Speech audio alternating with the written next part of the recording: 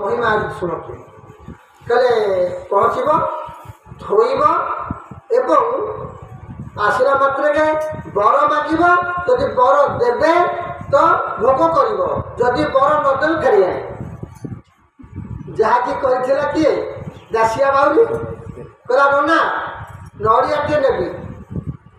तेरे दासिया बाबू से नना कौन कहले तार दास ना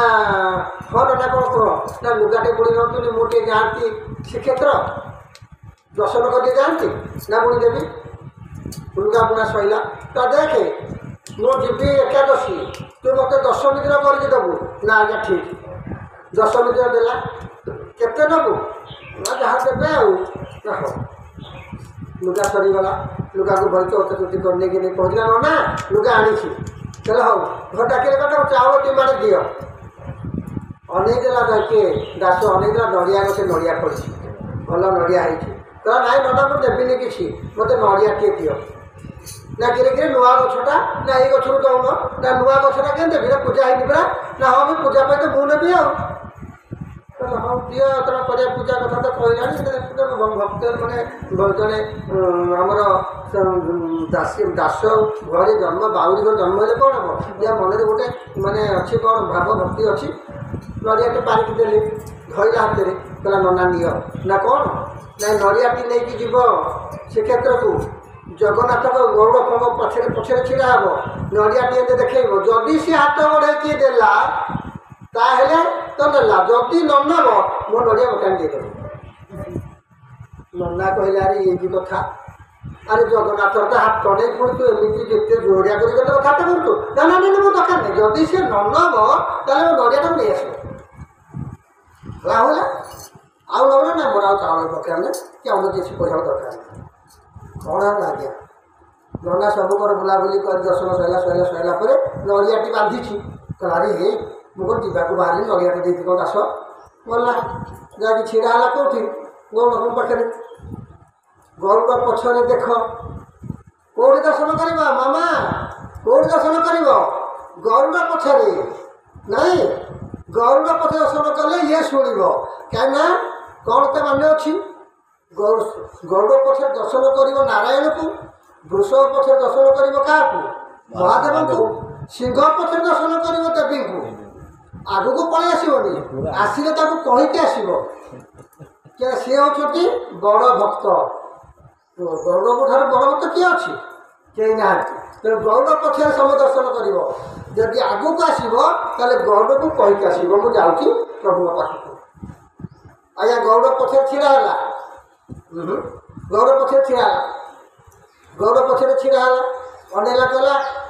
हे प्रभु ए जो बाली गाँ दासिया नड़ियाटा देखी तुम्हें नियो प्रभु जिते आम भोग करे कौन करे आखि बंद कर दिए ना ना मो अनेक भोग कर ठाकुर को देख दर्शन कथा आपको बारंबार कहूँ जो ठाकुर को दर्शन कर जो ठाकुर दर्शन कर जो बापा माँ को दर्शन कर सीधा अनेक देव आखि बंद कर फोटो तर मूर्ति को मन भितर आनपर तुम नैवेद्य कर अनेला जगन्नाथ कहला प्रभु ने आखि बुझीदेला अनेला को आउ नड़िया ना नड़िया जाकि सिंहासन पाखे दी भाई थुआई धन्य दासिया धन्य से कथा से बंद कर इे वृंदक कौन कले नारद कले 3टी बेलपत्र नबू डेम्फ छिटेबुनि गोटे कदली नबू जाकर आस मुंडक जाए पहुँची गले से सब से समय शंकर भगवान टे पदा बाहर बुलिया टे अनेक देले कहले कि मुंडक तुम्हें ना हाँ आज्ञा कौन आसीच आउ ना कौन आगे आस देखे लगा कि भोग धरिकी आई ना कौन पाई ना मोर गोटे पुओ दरकार शंकर भगवान टिके अनेक देले कहले ना तोर पुओ कही पार ना ना मत समस्ते कहले शंकर आप आशुतोष आप अल्पतोष हमें आपण होती सृष्टिकर्ता आपण सृष्टि या जिते वेद वेदांत उपनिषद जिते पुराण शंकर भगवान कहते माँ पार्वती की जदि आप नदेले ना मुझे जाऊँगी फेरी जी आ कौन टे रह ये बस कहले आशा तो मनुष्य गोटे शंकर भगवान कौन गले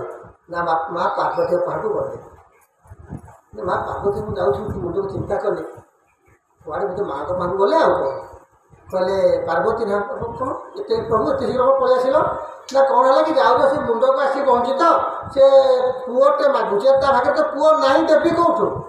ମା କହିଲେ ମା ତ ସମ୍ଭାଳି ପାରିବେନି ନା କହିଲେ ଦେଇ ଦେଉନ ମୋତେ ଏତେ କଥା ଏତେ ବଡ଼ ବଡ଼ ସେ ରାକ୍ଷସ ଗୁଡ଼ିକୁ ଆପଣ ଦେଇ ଦେଉଛନ୍ତି ବର ସେ ଯେଉଁ ଯିଏ ଯାହା ଚାହେଁ ତାକୁ ଦେଇ ପକାଉଛନ୍ତି ଯଦି ସେ ଆପଣ ତ ପାଖକୁ ଆସିଛି ବାବା ଯେ ଲୋକଟା ଗୋଟେ ପୁଅଟେ ଦରକାର ହେଲେ ତ ଦେଇ ଦେଉନ ଦେଖ ପାର୍ବତୀ ତା ଭାଗ୍ୟରେ ଆଦୌ ପୁଅ ନାହିଁ ଚିନ୍ତା କରନ୍ତୁ ଭଗବାନ ଶଙ୍କର ମା ପାର୍ବତୀ କଥାବାର୍ତ୍ତା ହେଉଛନ୍ତି କହିଲେ ଦେଖିଲେ କହିଲେ ଆଚ୍ଛା ହେବ କିନ୍ତୁ ପରମାନେଣ୍ଟ ପୁଅ ଦେଇ ହେବନି ଟେମ୍ପୋରାରୀ ପୁଅ ଯଦି ଚାହିଁବ ତାକୁ ଦେଇଦେବି ମୋତେ ଯାହା ହେଉଛି ଦିଅ ଫେରିଯିବ ବାବା ଦିଟା ଯେତେବେଳେ ମା କଥା ଜାଣିପାରିବେ ନା ଗୋଟିଏ ଝିଅ କଥା ଜାଣିପାରିବ ନା ଯେତେବେଳେ ମା ପାର୍ବତୀୟ କଥା ଶୁଣି କହିବାକୁ ଯାଉଛି ଯେ 7 ବର୍ଷର ପୁଅଟିଏ ଦେବି 7 ବର୍ଷ ଯେଉଁଦିନ ଶେଷ ହେବ ସେଇଦିନ ସେ ମୃତ୍ୟୁ ତାର ହେବ କହିଲେ ହଉ ଯାହାହେଲେ ଦିଅ ଶଙ୍କର ଭଗବାନ ଭିତରୁ ଟିକେ ଯେଉଁ ଭାବରେ ଫେରିଗଲେ ଭାବଟା ବଦଳି ଯାଇଛି ଟିକେ ହସ ମୁହଁରେ ଆସୁଛନ୍ତି ଆସି ପହଞ୍ଚିଗଲେ ଦେଖିଦେଲେ ମୁଣ୍ଡ ଇଏ ବି ଟିକେ ହସିଦେଲେ କହିଲେ ମୁଣ୍ଡ ତମେ ହସିଲ କାହିଁକି ନା ଆପଣ କେଉଁଠି ହସିଲେ ଆପଣ କେଉଁଠି ହସିଲେ ଆପଣ ତ ଯେତେବେଳେ ମୁଁ କହିଲି ଆପଣ ତ ହସୁନଥିଲେ ଭିତରକୁ ଗଲେ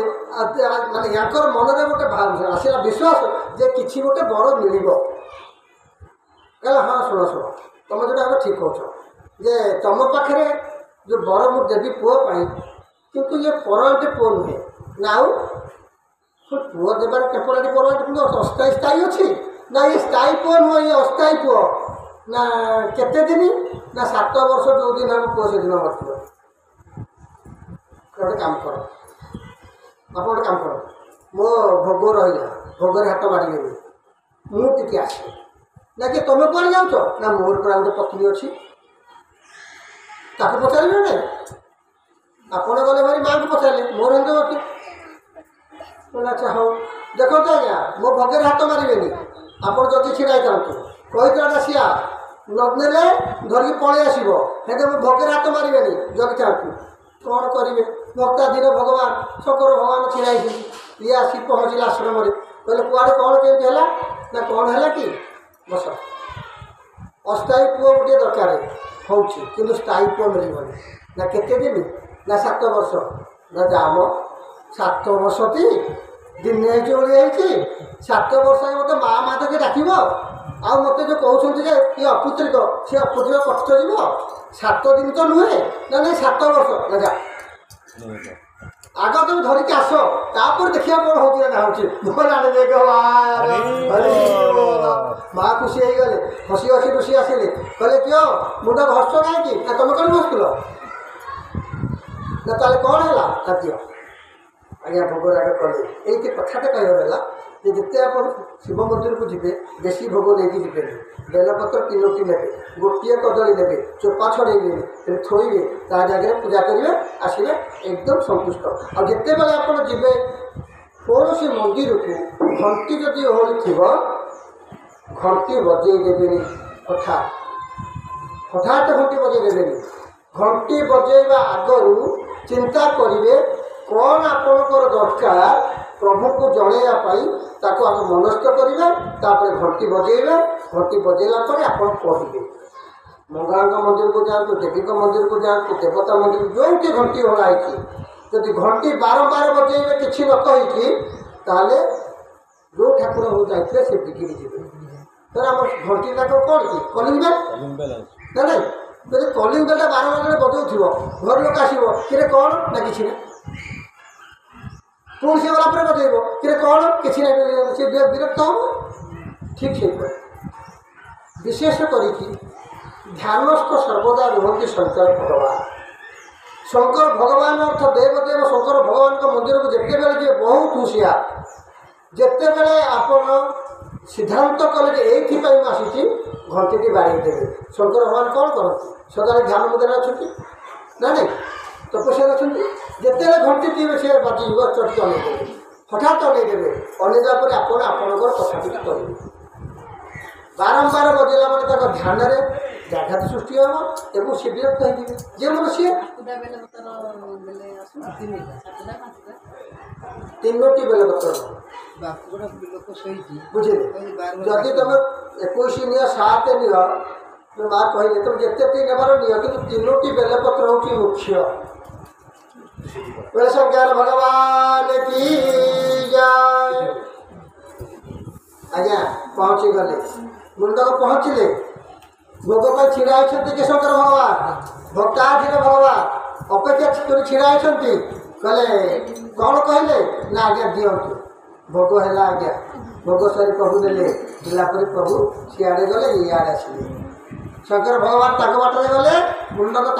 माने आश्रम को आसिले। किसी दिन पर गोटे वर्ष पर सुंदर